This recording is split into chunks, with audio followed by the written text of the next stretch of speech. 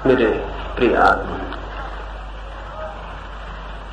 संतति निग्रह या परिवार नियोजन का कुछ इसके पहले 2-3 बातें आपसे कहना चाहूँ।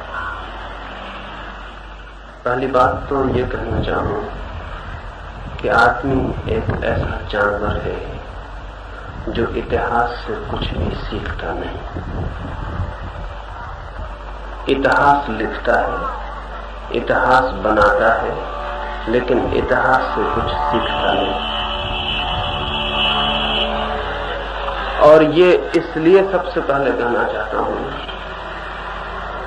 कि इतिहास की सारी खोजों ने जो सबसे बड़ी बात प्रमाणित की है वो ये कि इस पृथ्वी पर बहुत से प्राणियों की जातियां अपने को बढ़ा के पूरी तरह नष्ट हो गई। इस जमीन पर बहुत शक्तिशाली पशुओं का निवास था, लेकिन वे अपने को बढ़ा के नष्ट हो गए। आज से 5 लाख वर्ष पहले, और जो मैं कह रहा हूं वो वैज्ञानिक अनुसंधान के आधार पर कहता हूं, जमीन पर हाथी से भी बड़ी छिपकलियां थी। अब तो आपके घर में जो छिपकली बची है वही उसका एकमात्र वंशज है। इतना शक्तिशाली जानवर था, उसकी अस्थियां तो उपलब्ध हो गई। वो सारी पृथ्वी पर फैल गया था, अचानक विदा कैसे हो गए? उसने इतने बच्चे पैदा कर लिए, इतनी संख्या बढ़ा ली कि जमीन उसके रहने को, उसको बसाने को असमर्थ हो गई। किसी युद्ध में वो प्राणी नहीं मरा, कोई एटम बम उस पर नहीं गिरा। भीतर से ही उसकी संख्या का एक्सप्लोजन उसकी मृत्यु बन गई। ऐसे और सैकड़ों प्राणी इस पृथ्वी पर रहे और अपने को बढ़ा के ही समाप्त हो गए। मनुष्य जाति फिर उस बिंदु के करीब आ रही है जहां वो अपने को बढ़ा के समाप्त हो सके। बुद्ध के जमाने में इस देश की आबादी 2 करोड़ थी। लोग अगर थोड़े खुशहाल थे तो कोई सतयुग के कारण नहीं। जमीन थी ज्यादा, लोग थे कम। अतीत की जो हम स्मृतियां लाए हैं खुशहाली की, वो खुशहाली की स्मृतियां नहीं, वे स्मृतियां हैं जमीन के ज्यादा होने की, लोगों के कम होने की। भोजन ज्यादा था, लोग कम थे, एक खुशहाली थी। सारी मनुष्य जाति की संख्या, और अगर हम 2000 साल पीछे चले जाएं बुद्ध से, तो आज से 5000 साल पहले सारी पृथ्वी की संख्या ही 2 करोड़। आज पृथ्वी की संख्या 3.5 अरब से ऊपर है, 350 करोड़ से ऊपर। पृथ्वी उतनी ही है, संख्या 350 करोड़ से ऊपर, और हम प्रतिदिन उस संख्या को बढ़ा रहे हैं। वो संख्या हम इतनी तेजी से बढ़ा रहे हैं कि अंदाजन 1.5 लाख लोग रोज बढ़ जाते हैं। जितनी देर में यहां घंटे भर बात करूंगा उतनी देर मनुष्यता शांत नहीं बैठी रहेगी। उस घंटे भर में हजारों लोग बढ़ चुके हों। ये सदी पूरे होते होते अगर दुर्भाग्य से आदमी को समझ ना आई तो इस सदी के पूरे होते होते, यानी आज से 30 वर्ष बाद जमीन पर कोहनी हिलाने की जगह न रह जाए। तब सभाएं करने की बिल्कुल जरूरत नहीं पड़ेगी, हम 24 घंटे सभाओं में होंगे। ये हो नहीं पाएगा, ये हो नहीं पाएगा। कोई ना कोई सौभाग्य, युद्ध, महामारी, कोई ना कोई सौभाग्य, मैं कह रहा हूं, इसे होने नहीं देगा। लेकिन अगर ये महामारी और युद्ध से हुआ तो मनुष्य की बुद्धि पर बड़ा कलंक लग जाएगा। जिन सिनसार की मैंने बात की, जिन छिपकलियों की बात की जो हाथियों से बड़ी थी और अब नहीं है, उनके पास कोई बुद्धि न थी, शरीर बहुत बड़ा था। वे कोई उपाय न कर सके, वे कुछ सोच न सके, वे मर गए। हम सदा से ऐसा सोचते रहे हैं कि आदमी सोचने वाला प्राणी है, हालांकि आदमी सबूत नहीं देता इस बात की। और इधर 50 सालों से आदमी को जितनी समझने की कोशिश की गई है उतना ही पुराना विश्वास कमजोर हुआ है। वो जो रैशनल बीइंग का ख्याल था वो कमजोर हुआ है। आदमी भी विचारवान प्राणी नहीं मालूम पड़ता है, क्योंकि वो भी जो कर रहा है अत्यंत विचारवान है। और सबसे बड़ी विचारहीनता जो हम कर सकते हैं आज, वो संख्या को बढ़ाए जाने की। इस समय वो आदमी उतना बुरा नहीं जो किसी की हत्या कर देता है, उतना बड़ा क्रिमिनल नहीं, बल्कि कौन जाने वो आदमी कुछ अच्छा ही काम कर रहा है। मनुष्य के मनुष्य को नहीं कहता कि कोई हत्या करे, कोई हत्यारे को हत्या करने के लिए नहीं कह रहा हूं, लेकिन हत्या उतना बड़ा अपराध नहीं जितने एक नए बच्चे को जन्म देना बड़ा अपराध है। क्योंकि हत्या से एक आदमी मरेगा और एक बच्चे को जन्म देने की प्रक्रिया अगर जारी रहती तो पूरी मनुष्यता भी मर सकती है।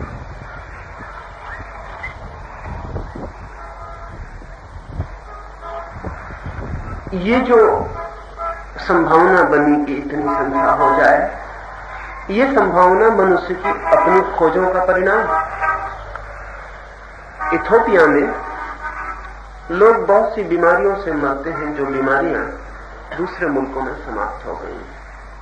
इथोपिया का सम्राट हेलशासी अमेरिका से एक छोटा सा आयोग बुलाया डॉक्टरों का जांच पड़ताल के लिए इथोपिया में कि वहां की बीमारियों को कैसे रोका जा सके। उन्होंने जांच पड़ताल की और रिपोर्ट दी, और रिपोर्ट में लिखा कि इथोपिया के लोग जो पानी पीते हैं वो बहुत ही संक्रामक कीटाणुओं से भरा हुआ है।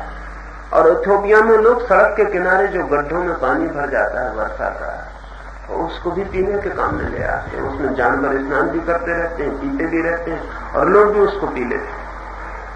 तो उस कमीशन ने कहा कि अगर शुद्ध पानी पिलाने की चिंता की जाए तो इथोपिया की बहुत सी बीमारियां विदा हो सकती हैं। सम्राट ने वो कमीशन के आयोग की जो रिपोर्ट थी उसे रख के कहा कि आपकी खोज के लिए धन्यवाद, लेकिन ये काम मैं कभी करूंगा नहीं।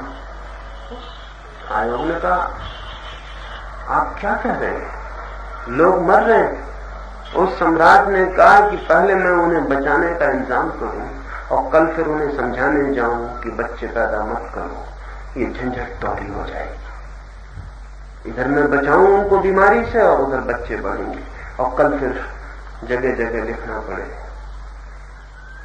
कम बच्चे होते हैं अच्छे, वो सबकी पंचायत में मैं न पढ़ूंगा, वो अपने आप ही कम हो जाए। कठोर लगती है इथोपिया के सम्राट की बात, लेकिन हम सबको देख के ऐसा लगता है कि शायद वो आदमी ठीक ही कर रहा है। आदमी ने मृत्यु दर कम कर दी और अनुपात बिगाड़ दिया। आज से 150 साल पहले, 200 साल पहले 10 बच्चे पैदा होते तो 9 बच्चों के मरने की संभावना थी। आज 10 बच्चे पैदा होते हैं तो 9 के बचने की संभावना हो गई। और वो जो एक मर रहा है वो भी हमारी कुछ नासमझी से मर रहा है, नहीं तो उसको भी मरने की जरूरत नहीं। और आज से 200 साल पहले 10 बच्चों में वो जो एक बच जाता था वो परमात्मा की कृपा से बचता था, हमारी समझदारी से नहीं। हमारी समझदारी से तो 9 मरते थे। तो एक एक आदमी 20-25 बच्चे भी पैदा करता था, क्योंकि 20-25 बच्चे पैदा करके भी 2 बच्चे बच जाएं तो बहुत था। आदत पुरानी है, 20-25 बच्चे पैदा हम अभी भी करना चाहें, लेकिन अब 20-25 बच्चे ही बच जाते। मनुष्य ने मृत्यु दर पर रोक लगा दी है, बीमारी पर रोक लगा दी है। आज से 5000 वर्ष पुरानी जितनी कब्रें मिली हैं उनमें जो हड्डियां मिली हैं उनके निरीक्षण की खबर बड़ी अद्भुत है। वो खबर ये है कि आज से 5000 साल पहले 25 वर्ष सबसे बड़ी उम्र थी। 25 वर्ष से पुरानी हड्डी कोई भी नहीं मिल सकती। 25 साल की उम्र,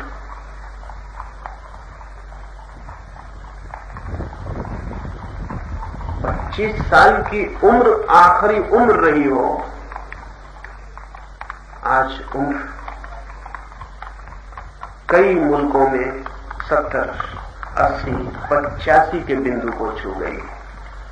रूस में आज हजारों ऐसे लोग हैं जो 150 वर्ष के करीब या पार कर गए।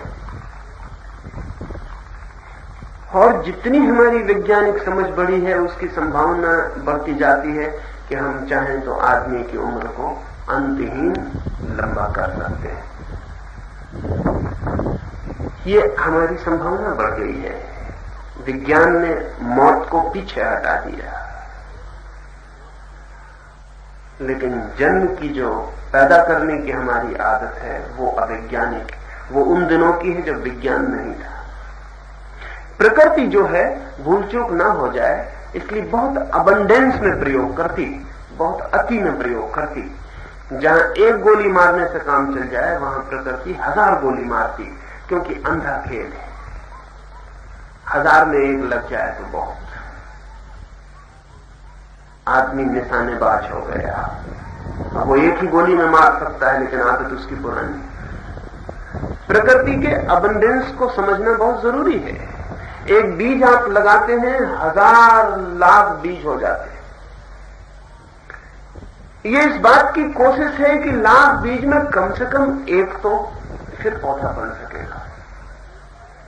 एक पुरुष अपनी साधारण स्वास्थ्य की जिंदगी में 4,000 संभोग कर सकता है, सहज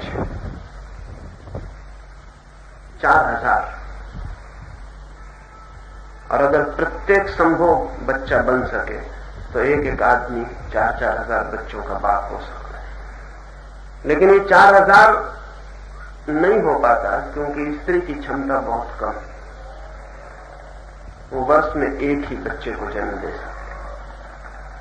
इसलिए जिन मुल्कों में बच्चों की ज्यादा जरूरत थी, जैसे मुसलमानी मुल्कों में, क्योंकि युद्ध उन्हें करना था और लड़के मर जाते, इसलिए मोहम्मद ने 4-4 शादियों की छूट दी। पुरुष कम हो, औरतें ज्यादा हो तो संख्या को कोई खतरा नहीं है, क्योंकि एक पुरुष 50 स्त्रियों से बच्चे पैदा कर सकता है। लेकिन अगर स्त्रियां कम हो जाएं, पुरुष कितने ही हो तो कुछ फर्क नहीं पड़ता, क्योंकि स्त्री की क्षमता बहुत सीमित है।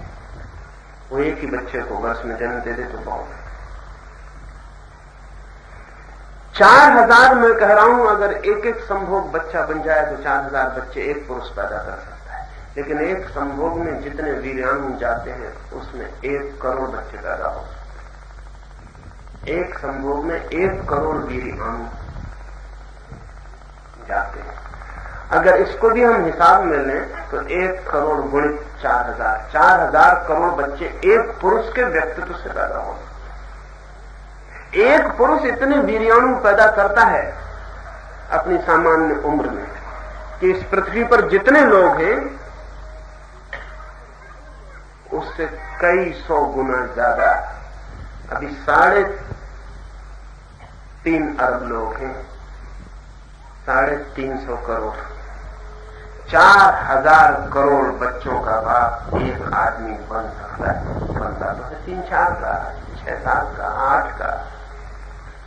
लेकिन प्रकृति भूल चूक न हो जाए इसलिए इंतजाम बहुत अतिरेक करती, तो हमने मृत्यु दर तो रोक ली।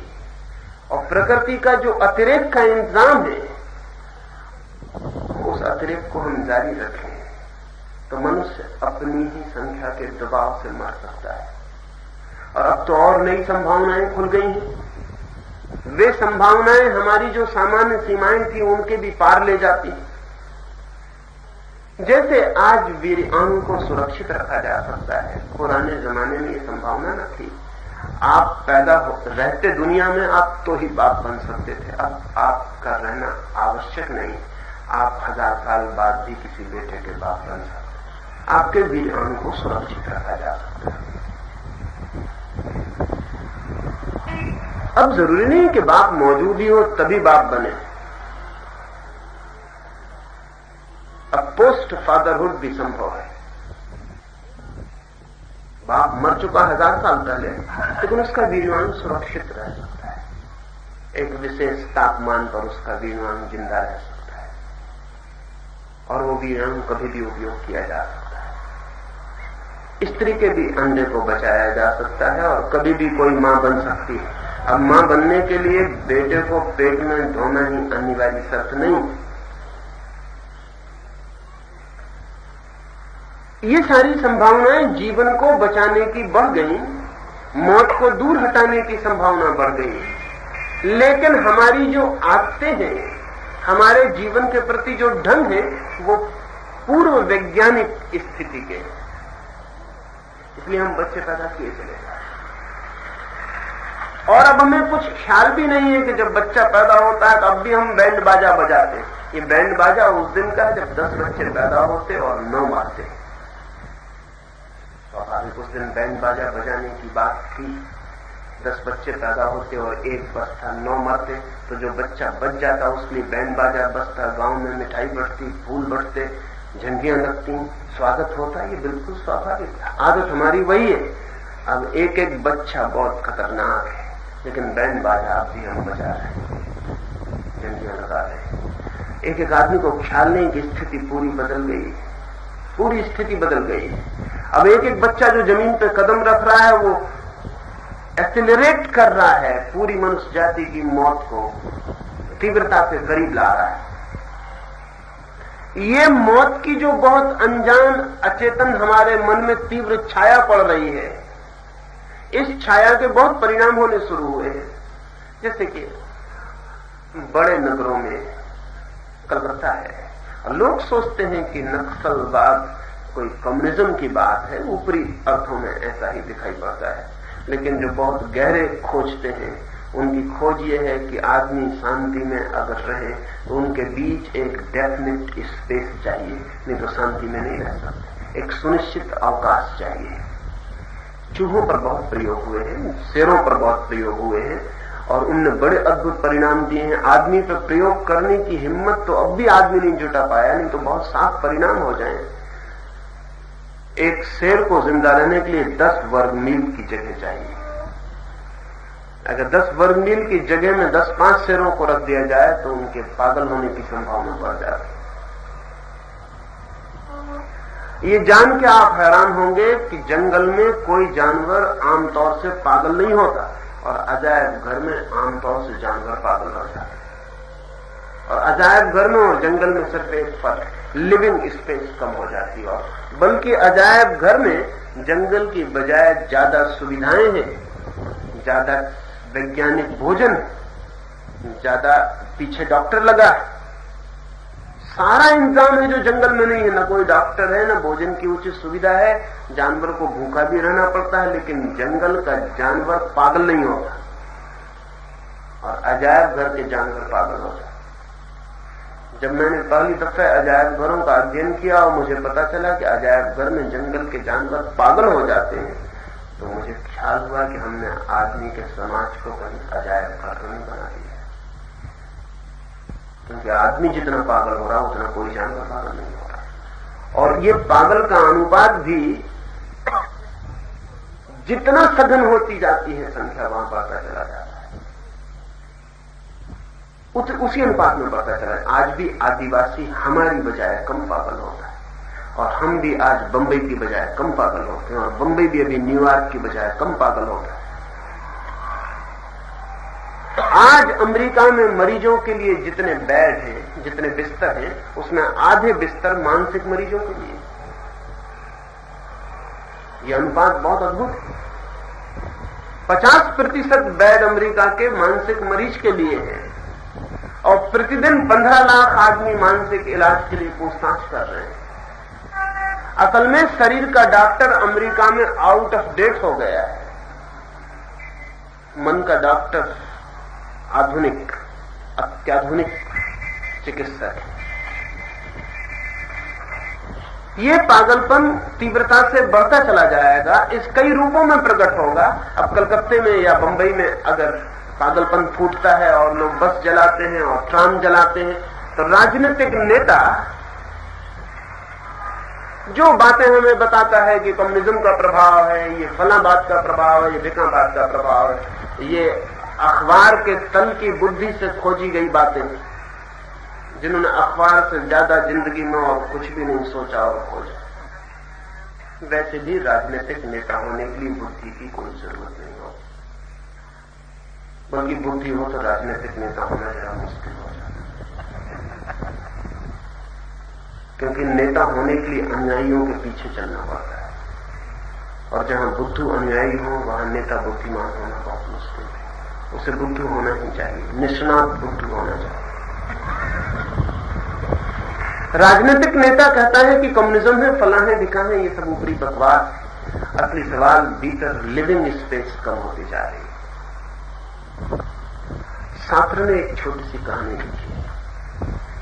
कहानी लिखी है कि सुना था मैंने नर्क के संबंध में कि वहां भट्टियां जलती हैं और पापी उन भट्टियों में जलाए जाते हैं, लेकिन मुझे कभी बहुत डर नहीं लगा,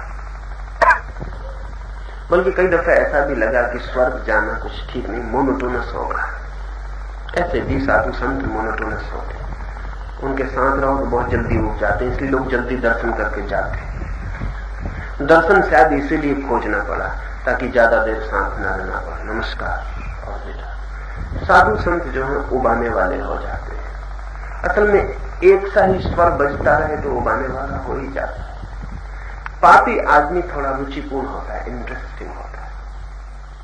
सच तो यह है कि अच्छे आदमी के ऊपर कोई कहानी ही नहीं लिखी जा सकती। अच्छे आदमी की कोई कहानी ही नहीं होती, कहानी सिर्फ बुरे आदमी की होती। अच्छे आदमी की असल में कोई बायोग्राफी नहीं होती, बुरे आदमी की होती। सार्त्र को ख्याल है मन में कि स्वर्ग में तो कुछ रचना होगा, वहां तो दुनिया भर के सब उबाने वाले लोग इकट्ठे होंगे और बैठे होंगे अपनी अपनी सिद्धि सलाहों पर, वहां कुछ करने को नहीं बचा होगा।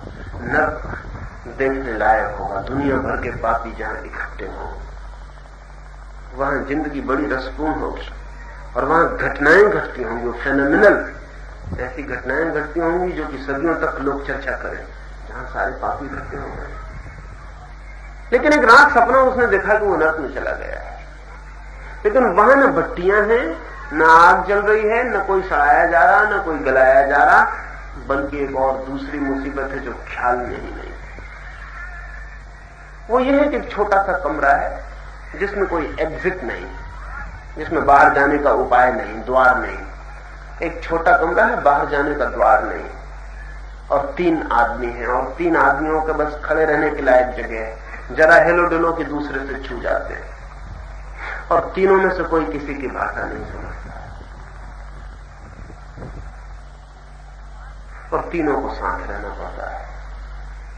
प्राइवेसी बिल्कुल नहीं है, बस वो इतना कमरा है, बस वो 3 आदमी, कोई किसी की भाषा नहीं समझता। जागो तो उन 3 कुत्तों को देखते रहो, सो तो वो तुमको देखते रहे, कुछ भी करो वो 3 वहां है।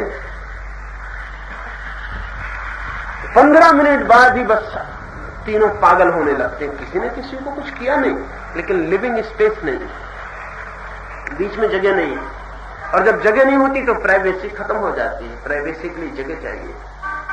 गरीब की सबसे बड़ी जो दुविधा है वो है प्राइवेसी का अभाव।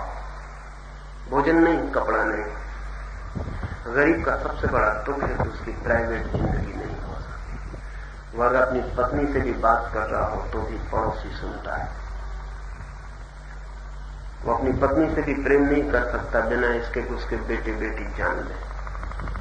गरीब की सबसे बड़ी तकलीफ है कि वो अकेले में नहीं हो सकता, उसकी प्राइवेसी जैसी कोई चीज नहीं है। समृद्धि का एकमात्र सुख है कि आप अकेले में हो सकते हैं और दुनिया और अपने बीच स्पेस पैदा कर सकते हैं, जगह पैदा कर सकते हैं, बड़ी जगह पैदा कर सकते हैं। और जितनी आपके और दूसरों के बीच जगह बढ़ जाती है उतना ही चित्त शांत होता है। दूसरे की मौजूदगी तनाव लाती है। या आपने कभी ख्याल न किया होगा कि दूसरा कुछ भी न करे, सिर्फ मौजूद हो जाए तो तनाव शुरू हो जाता है। आप रास्ते पे चले जा रहे हैं, अकेले आप दूसरे आदमी होते हैं। रास्ता सन्नाटा है, कोई भी नहीं है, आप बिल्कुल दूसरे आदमी होते हैं। हो सकता है अपने से बात कर रहे हो, मौज में आ गए हो, गीत गुनगुना रहे हो, वो गीत जो अपने बेटे को आपने कभी नहीं गुनगुनाने दिया, लेकिन दो आदमी निकल आए सड़क पर, बस आप बदल गए। सिर्फ दो आदमियों की मौजूदगी आपको तत्काल टेंस कर देती। अगर बहुत ठीक से समझें तो the other is the tension, वो जो दूसरा है वही तनाव है। वो जो दूसरा है और वो दूसरे की मौजूदगी बढ़ती जा रही है। चारों तरफ कोई न कोई मौजूद है, सब तरफ कोई न कोई मौजूद है, कहीं भी चले जाएं कोई न कोई मौजूद है, अकेले होने का कोई उपाय नहीं। इससे एक गहरा तनाव आदमी के मन पर बैठ रहा है। वो तनाव बढ़ती हुई संख्या का सबसे खतरनाक परिणाम है। राजनीतिज्ञों को उसको पता नहीं है, क्योंकि उनके लिए सवाल नहीं है। उनके लिए सवाल यह है कि भोजन पूरा हो जाए, कपड़ा पूरा हो जाए, ना हो पाए तो क्या होगा। उनके लिए सवाल ये है। मेरे लिए सवाल यह है कि अगर संख्या बढ़ती चली गई तो आदमी आत्मा खो देगा, क्योंकि आत्मा अकेलेपन में फ्लावर होती है, वो अकेलेपन में खिलती है, लोनलीनेस में। लेकिन लोनलीनेस नहीं। पहाड़ पे जाओ तो पीछे और आगे कारें लगी हुई वहां भी पहुंच जाती है। बीच पर जाओ तो आपके पहले भी कारें, पीछे भी कारें। अमेरिका का बीच देखने लायक हो गया। लोग 30-30, 40-40, 50-50, 100-100 मील छुट्टी के दिन भागे हुए चले जा रहे हैं, लेकिन गाड़ियां नेक टू नेक फंसी। भाग रहे हैं कि एकांत में जा रहे हैं, लेकिन बहुत लोग जा रहे हैं वहां एकांत, और बीच पे पहुंचे तो लाख आदमी वहां खड़े।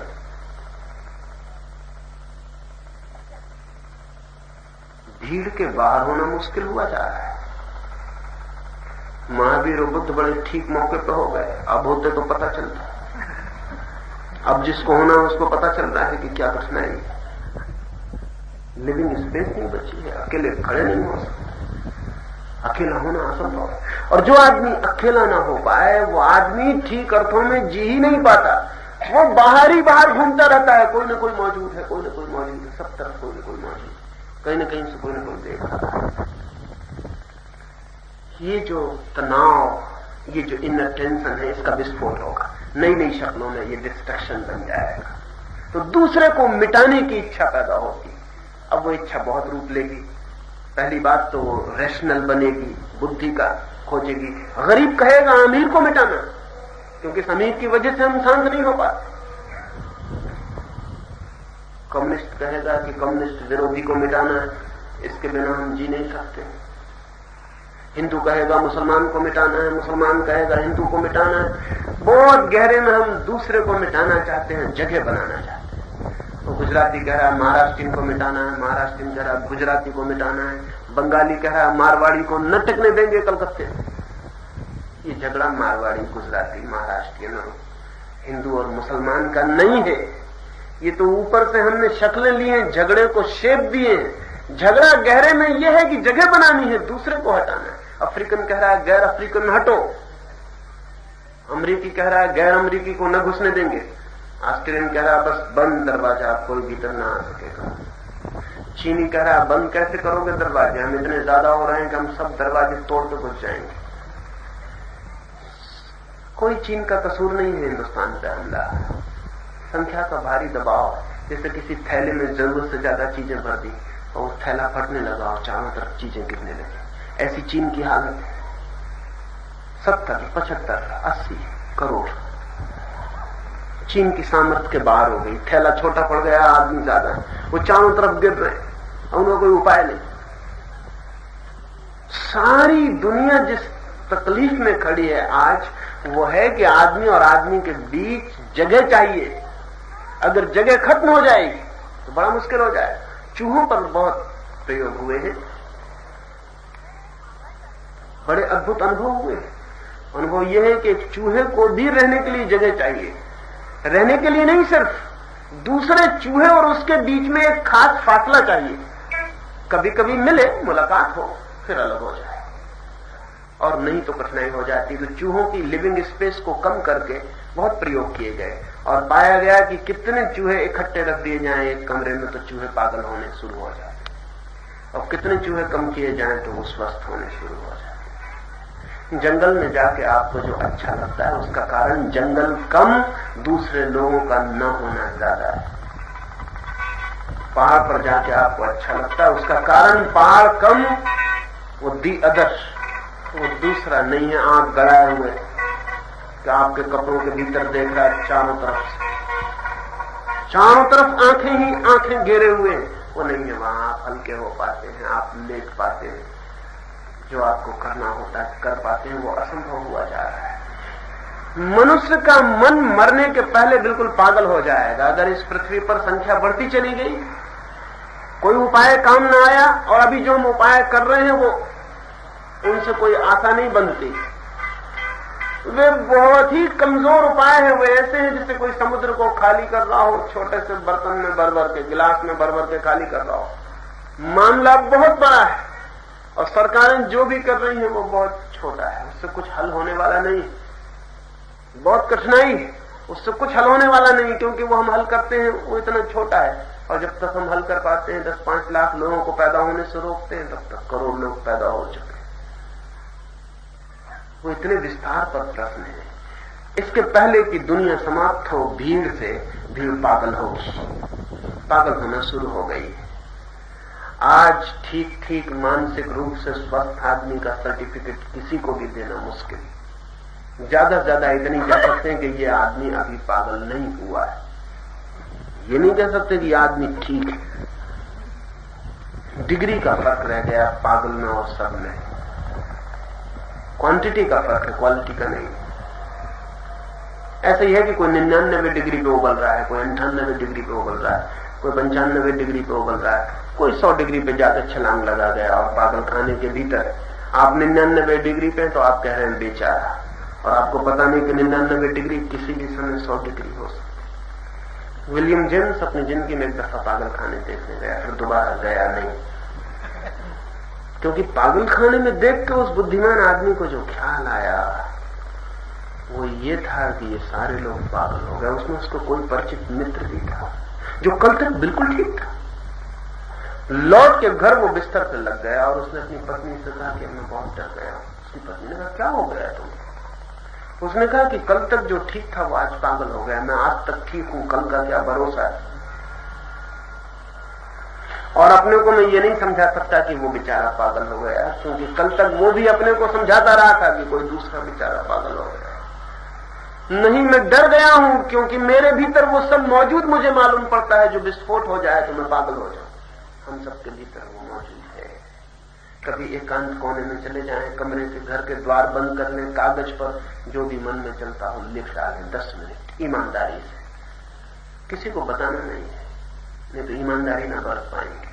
वो दूसरा आया कि आप बेईमान हुए, वो चाहे दूसरा आपकी पत्नी ही क्यों ना हो, आपका बेटा ही क्यों ना हो, दूसरे के सामने ईमानदार होना बहुत कठिन परीक्षा है। अपने ही सामने ईमानदार होना बहुत कठिन मामला है। 10 मिनट दरवाजे पे ताला लगा लेना और लिखना जो भी मन में चल रहा हो 10 मिनट, जो भी, उसमें कुछ हेर फेर मत करना। तो 10 मिनट के बाद उस कागज को आप किसी को दिखा ना सकेंगे, और अगर दिखाएंगे तो कोई भी कहेगा किस पागल ने लिखी, ये किसके दिमाग से निकली। और आप खुद ही हैरान होंगे कि ये सब मेरे भीतर चल रहा है।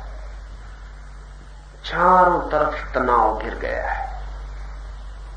इस तनाव के बहुत परिणाम है। पहला परिणाम तो ये हुआ है कि सब तरफ कलह है, विग्रह है, कॉन्फ्लिक्ट है। वर्ग के नाम से, धर्म के नाम से, संप्रदाय के, जाति के, भाषा के, इस सब के बहुत गहरे में मानसिक कलह हमारे भीतर है, वो फैल रही है और वो बढ़ती जाएगी, संख्या बढ़ेगी और वो बढ़ेगी, क्योंकि आदमी को भी जीने के लिए जगह चाहिए। वो जीने की जगह उसकी छिन गई। हमने मौत रोक दी और जन्म को रोकने को हम तैयार नहीं। ये जो कलह है ये रोज युद्धों की शक्ल में भपकेगी, फूटेगी। हमने अगर हाइड्रोजन और एटम बना लिया है तो आकस्मिक नहीं है ये। असल में इस जगत में कुछ भी आकस्मिक नहीं होता, और इस जगत में जो होता है उसके भीतर बहुत गहरे नियम काम करते हैं। जैसे उदाहरण के लिए अभी बड़े मजे की बात है ना कि दुनिया में स्त्री पुरुषों की संख्या करीब करीब बराबर रहती। बड़े मजे की बात है। इसको कौन इंतजाम कर रहा है? बड़ी दुनिया है। इसमें कभी ऐसा नहीं हो जाता कि एकदम पुरुष ही पुरुष बहुत हो जाएंगे, बहुत हो जाए।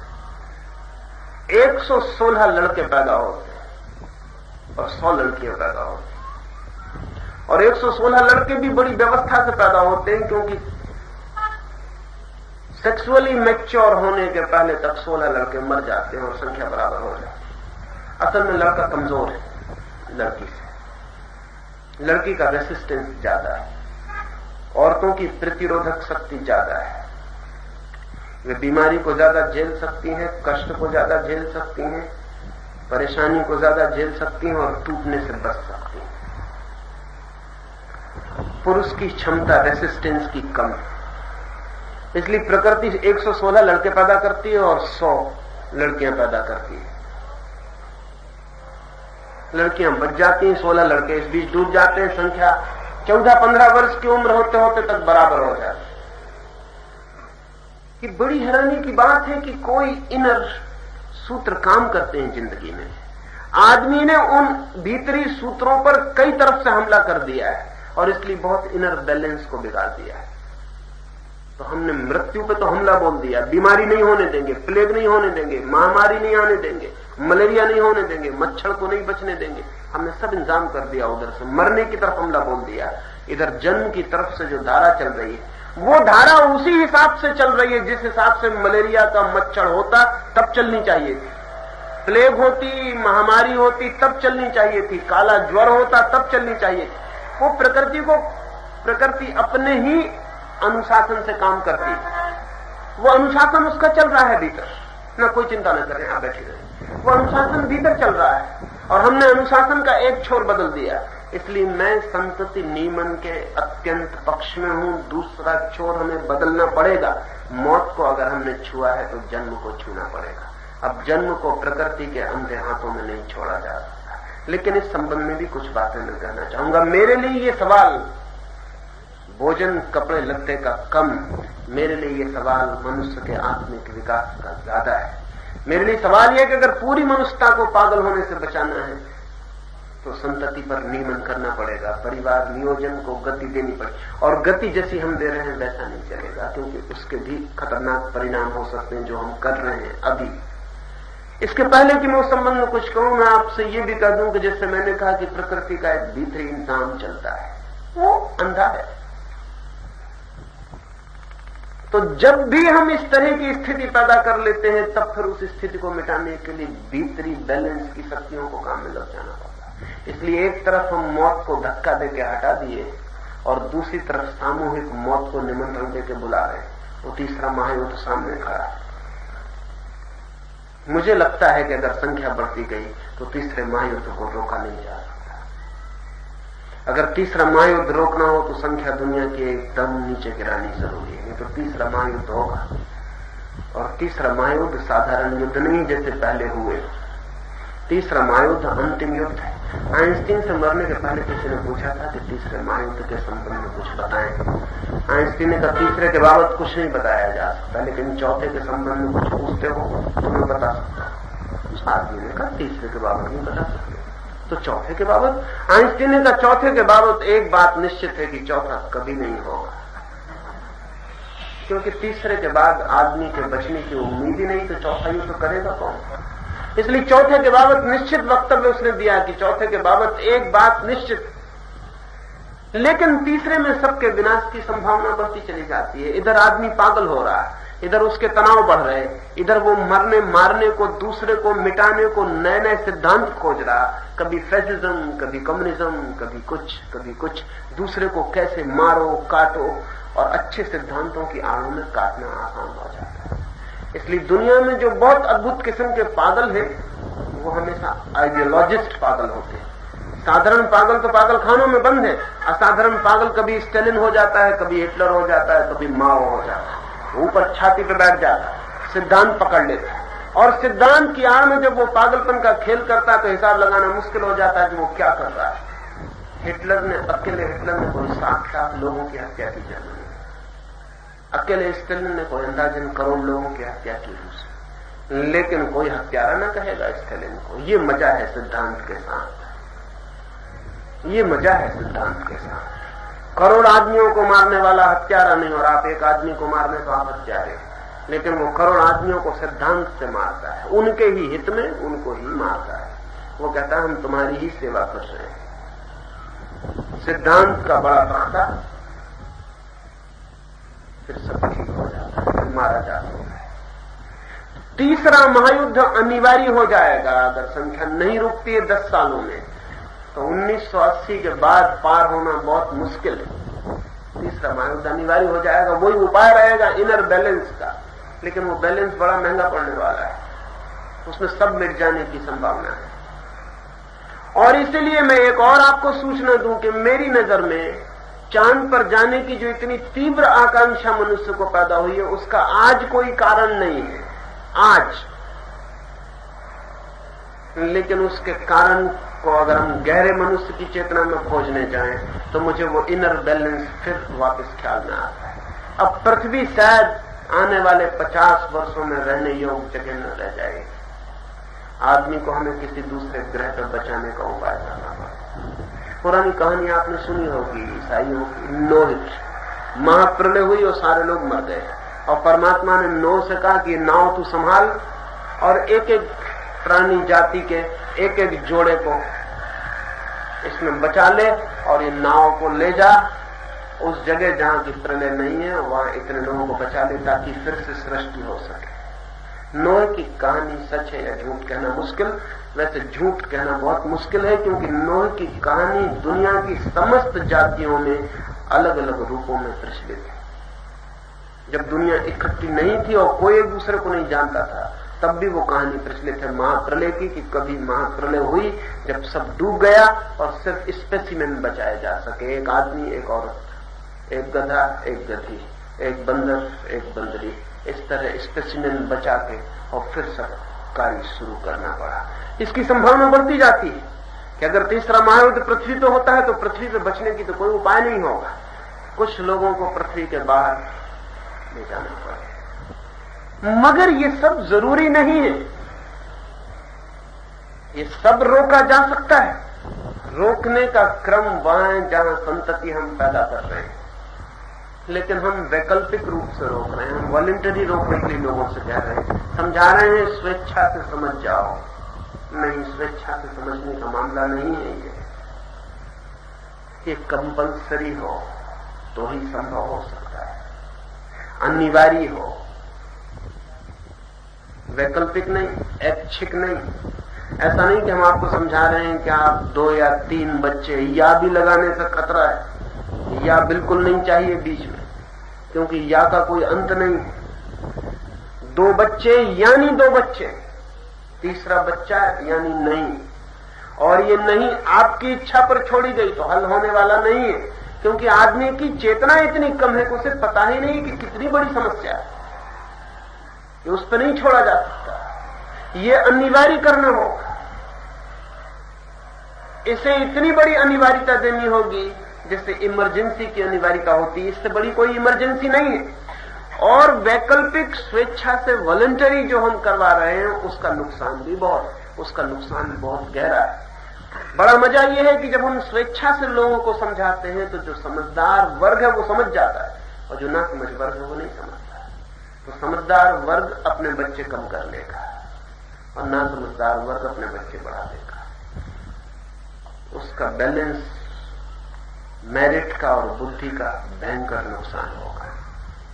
आमतौर से वैसे भी समझदार आदमी जिम्मेवार नहीं है बच्चे बढ़ाने में। आमतौर से ही जो सुशिक्षित है, सोच विचार वाला है, और जिसको थोड़ी भी बुद्धि है, वो दुनिया की फिक्र भला न करता हो, लेकिन उसके घर में एक रेडियो चाहिए, रेडियोग्राम चाहिए, या टीवी चाहिए, या कार चाहिए, तो उसे बच्चे रोकने पड़ते हैं। तो जो थोड़ा सा भी सोच विचार करता है अपना ही सिर्फ, वो बच्चे नहीं बढ़ाता।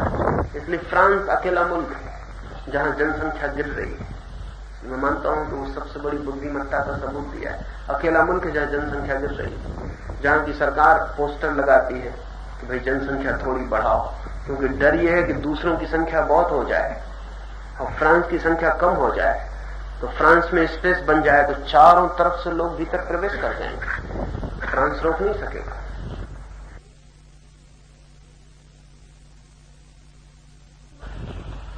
बुद्धिमान मुल्कों की संख्या ठहर गई है, स्वीडन हो या स्विट्जरलैंड हो, नॉर्वे हो या बेल्जियम हो, वो ठहर गए।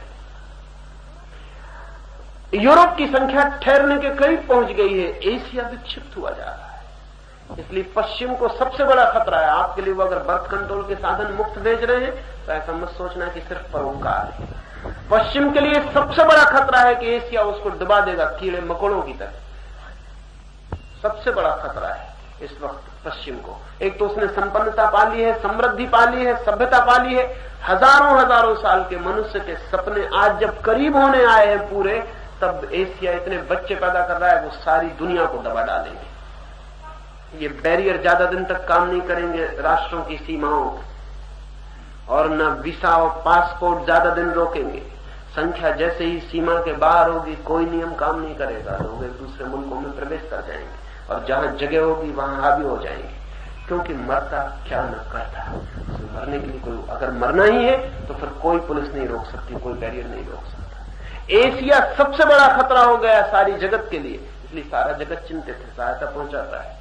बर्थ कंट्रोल की एड्स लो, पिल्स लो, सारा इंतजाम करो, हम तैयार हैं आपकी सेवा में, लेकिन कृपा करके आप बच्चे पैदा मत करो। आप अपने लिए तो खतरा हो ही, आप सारी दुनिया की सुविधा के लिए भी खतरा हो। लेकिन अगर इसे हमने स्वेच्छा पर छोड़ा तो हम नुकसान में पड़ेंगे।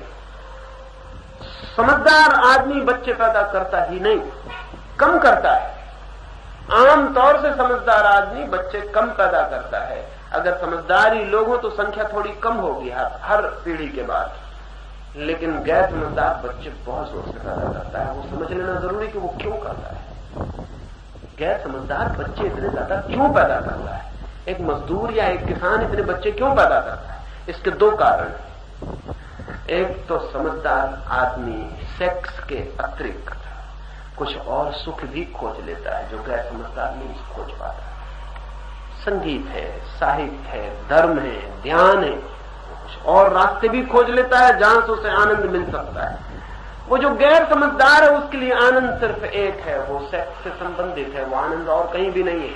न वो एक रात उपन्यास पढ़ के बिता सकता है कि इतना डूब जाए कि पत्नी को भूल सके, न वो एक दिन ध्यान में प्रवेश कर पाता, न वो बांसुरी में उसे कोई रस है नहीं। उसका चित्त उस जगह नहीं आया जहां की आदमी यौन के ऊपर सुख खोज लेता है। जितने आदमी यौन के ऊपर सुख खोज लेते हैं उनकी यौन की भूख निरंतर कम होती चली जाती है। अगर वैज्ञानिक अविवाहित रह जाते हैं तो कोई ब्रह्मचर्य साधने के कारण नहीं, या संत अविवाहित रह जाते हैं तो कोई ब्रह्मचर्य साधने की वजह से नहीं। कुल कारण इतना है कि उनके जीवन में आनंद के नए द्वार खुल जाते हैं। वे इतने बड़े आनंद में उड़ने लगते हैं कि यौन का आनंद अर्थहीन हो जाता है। गरीब के पास, अशिक्षित के पास, ग्रामीण के पास, श्रमिक के पास और कोई मनोरंजन नहीं है। इसलिए जिन मुल्कों में मनोरंजन की जितनी कमी है उन मुल्कों में संख्या उतनी तेजी से बढ़ेगी। उसके पास एक ही मनोरंजन है, वो जो प्रकृति ने उसे दिया है। मनुष्य निर्मित कोई मनोरंजन उसके पास नहीं। लेकिन ये सुनेगा नहीं, क्योंकि ये सुनने की स्थिति में भी नहीं। ये बच्चे पैदा करता चला जाएगा और समझदार वर्ग सुन लेगा और चुप हो जाएगा, बच्चे पैदा नहीं करेगा। तो वैसे ही जिन मुल्कों की प्रतिभा कम है वो और कम हो जाएगा, सौंदर्य कम हो जाएगा, स्वास्थ्य कम हो जाएगा, प्रतिभा कम हो जाएगी। इसलिए मैं वॉलंटरी बर्थ कंट्रोल के सख्त खिलाफ, बर्थ कंट्रोल के पक्ष में, संतति नियमन के सख्त पक्ष में हूं, लेकिन स्वेच्छा से संतति नियमन के सख्त खिलाफ। संतति नियमन चाहिए अनिवार्य है, कंपल्सरी, तो ही अर्थपूर्ण हो सकता है और तो मुल्क की प्रतिभा को गति दी जा सकती है। और इसके लिए कितने और पैमाने उपयोग करने चाहिए वो मैं दो चार बात करूं। एक तो मेरी दृष्टि में संतति नियमन और बहुत से इम्प्लीकेशंस लिए हुए और बहुत अंतर्गर्भित संबंध हैं उसके। असल में गरीब आदमी ज्यादा बच्चे पैदा करने में उत्सुक होता है, क्योंकि गरीब आदमी के लिए ज्यादा बच्चे मुसीबत नहीं लाते, सुविधा लाते। अमीर आदमी ज्यादा बच्चे पैदा करने में उत्सुक नहीं रहता, क्योंकि ज्यादा बच्चे उसे सुविधा नहीं लाते, असुविधा लाते। अगर मेरे पास लाख रुपए हैं और मैं 10 बच्चों को पैदा करूं तो 10-10 हजार बच जाएंगे, मैं लखपति न रह जाऊंगा। लेकिन अगर मेरे पास कुछ भी नहीं है और मैं 10 बच्चे पैदा करूं तो 10 बच्चे 8-8 आने लाके कम से कम सांझ मुझे दे देंगे।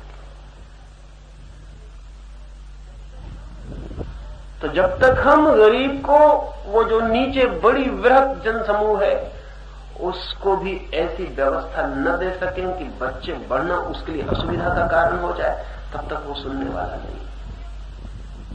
लेकिन अभी हमारी बड़ी अजीब स्थिति है। हमारा मुल्क तो कॉन्ट्राडिक्शंस का है, कोई हिसाब ही नहीं हमारे मुल्क के विरोधाभासों का। इधर हम सारे मुल्क को समझाते हैं कि बच्चे कम पैदा करो, उधर जिसके बच्चे ज्यादा हैं उस पर टैक्स कम लगाते हैं, जिसके बच्चे कम हैं उस पर टैक्स ज्यादा लगाते हैं। इधर समझाते हैं बच्चे नहीं, उधर अविवाहित पर ज्यादा टैक्स लगाते हैं, विवाहित पर कम टैक्स लगाते हैं। पागलपन की दुनिया हो सकती है कोई तो इस मुल्क में।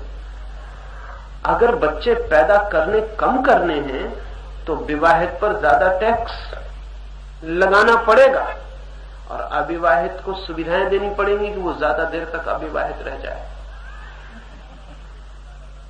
ज्यादा बच्चों पर ज्यादा टैक्स लगाना पड़ेगा, बहुत उल्टा मालूम पड़ेगा, क्योंकि हम सोचते हैं ज्यादा बच्चे बेचारे को सहायता पहुंचाओ, ज्यादा बच्चों पर टैक्स ज्यादा लगाना पड़ेगा।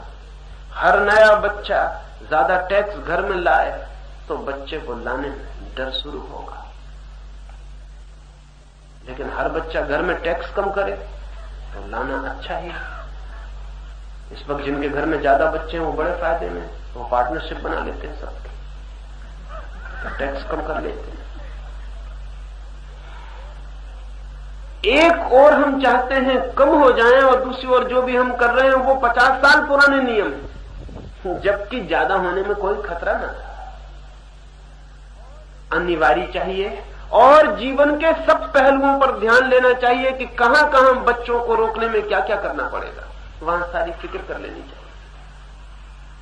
दूसरी बात, ये जो हमने जो अब तक जो जगत था और अब जो नहीं हो सकेगा, उस जगत से बहुत सी नैतिकताएं, बहुत से सिद्धांत हम लेकर आए जो कि होने वाले जगत में बाधा बनेंगे, उन्हें हमें तोड़ना पड़ेगा। उनके साथ तालमेल नहीं हो सकता। अब जैसे गांधी जी खिलाफ थे संतति नियमन के, और उन्होंने जिंदगी में जितनी गलत बातें कही उसमें ये सबसे ज्यादा गलत बात है। वो संतति नियमन के खिलाफ थे। वो कहते थे बर्थ कंट्रोल से अनीति बढ़ जाएगी। उनको इसकी फिक्र नहीं है कि बर्थ कंट्रोल नहीं हुआ तो मनुष्यता मर जाएगी, उनको फिक्र इसकी है कि बर्थ कंट्रोल से कहीं अनीति न बढ़ जाए, कहीं ऐसा ना हो कि कोई कुंवारी लड़की किसी लड़के से संबंध रखे और पता न चल पाए। पता चलाने की किसी को जरूरत क्या है? ये पीपिंग टॉम की प्रवृत्ति बड़ी खतरनाक है। पता चलाने की जरूरत क्या है? ये अनैतिक है, ये पता चलाने की इच्छा है। पड़ोस की लड़की का किससे क्या संबंध है? अगर कोई आदमी उसमें उत्सुक होकर पता लगाता फिर रहा है तो ये आदमी अनैतिक है। ये अनैतिक इसलिए कि दूसरे के आदमी की जिंदगी में तनाव पैदा करने की कोशिश में लगा है। इससे प्रयोजन क्या है? लेकिन पुराना सब नीतिवादी इसमें उत्सुक था कि कौन क्या कर रहा है। वो सबके आसपास घरों के घूमता रहता। पुराना महात्मा जो है वो हर आदमी का पता लगाता रहता कौन क्या कर रहा है।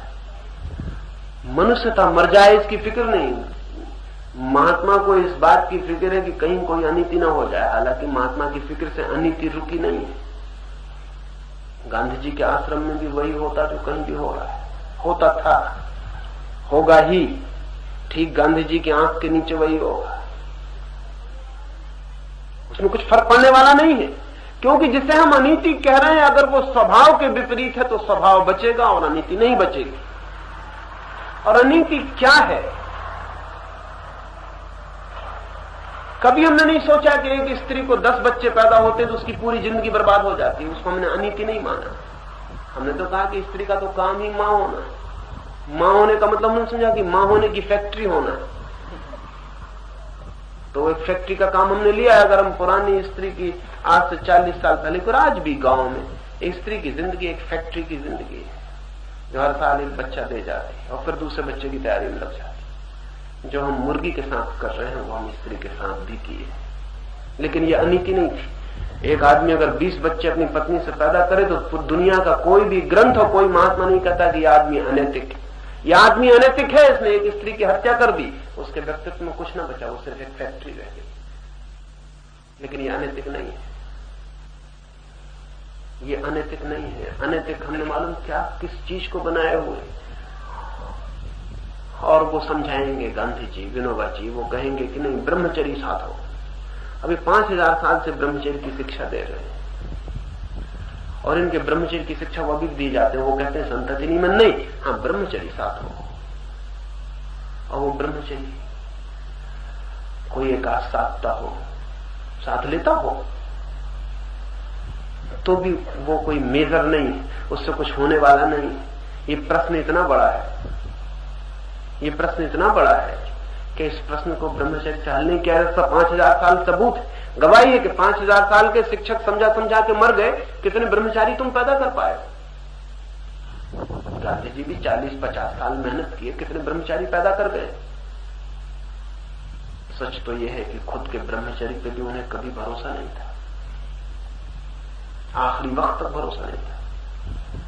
कहते थे जागते में तो मेरा काबू हो गया है, लेकिन नींद में लौट आता है तो लौट ही आएगा। जागने में जो काबू करेगा उसका लौटेगा ही, उसमें और कोई कसूर नहीं, कसूर खुद का है। दिन भर संभाले हैं तो नींद में संभालना शिथिल हो जाता है, तो नींद में जो दिन भर नहीं किया वो नींद में करना पड़ता है, और नींद में करने से दिन में करना बेहतर है। कम से कम नींद तो खराब नहीं होती। ब्रह्मचर्य से चाहते हैं कि संख्या का अवरोध हो जाएगा, नहीं होगा। साधु संत ये भी समझा रहे हैं कि तुम हकदार नहीं हो, परमात्मा बच्चे भेजता है, तुम रोकने के हकदार नहीं। और यही साधु संत अस्पताल चलाते हैं। परमात्मा बीमारी भेजता है, उसको क्यों रोकते हैं? और परमात्मा मौत भेजता है तो अस्पताल क्यों भागते? अभी तो आज मैं निकल रहा था, एक अस्पताल देखा, आयुर्वेदिक कोई स्वामी का नाम लिखा, फला फला स्वामी आयुर्वेदिक हॉस्पिटल। तो स्वामी अस्पताल किस लिए खोल रहा है? आयुर्वेदिक ढंग से मरने के लिए लोगों को। मरने के ढंग भी होते हैं, कोई एलोपैथिक ढंग से मरता है, कोई आयुर्वेदिक ढंग से, कोई होम्योपैथिक ढंग से भी मरने के शौकीन होते। इसलिए खोला ये अस्पताल, निश्चित बचाने के लिए खोला होगा लोगों को। तो अगर बच्चे परमात्मा भेज रहा है तो मौत कौन भेज रहा है? तो मौत से लड़ने को वैज्ञानिक, और बच्चे पैदा करवाने को परमात्मा आशीर्वाद, ये महात्मा आशीर्वाद देते रहेंगे। ये सब क्रिमिनल्स हैं जो इस तरह की बातें कर रहे हैं। अगर जन्म पर रोक लगाने में परमात्मा का विरोध है तो फिर सब अस्पताल बंद, फिर मौत पे भी रोक नहीं लगानी चाहिए, तो फिर बैलेंस अपने आप हो जाएगा, फिर कोई तकलीफ न होगी। लेकिन बड़ा आश्चर्य, इसलिए मैं कह रहा हूं हमारा मुल्क बड़े कंट्राडिक्शंस में जीता है। नहीं, जो मौत के साथ किया है वो जन्म के साथ करना पड़ेगा, और नहीं करना तो दोनों के साथ मत करो। फिर मच्छर पलने दो, मलेरिया फैलने दो, फिर सब ठीक हो जाएगा। फिर कोई बर्थ कंट्रोल की जरूरत नहीं पड़ेगी।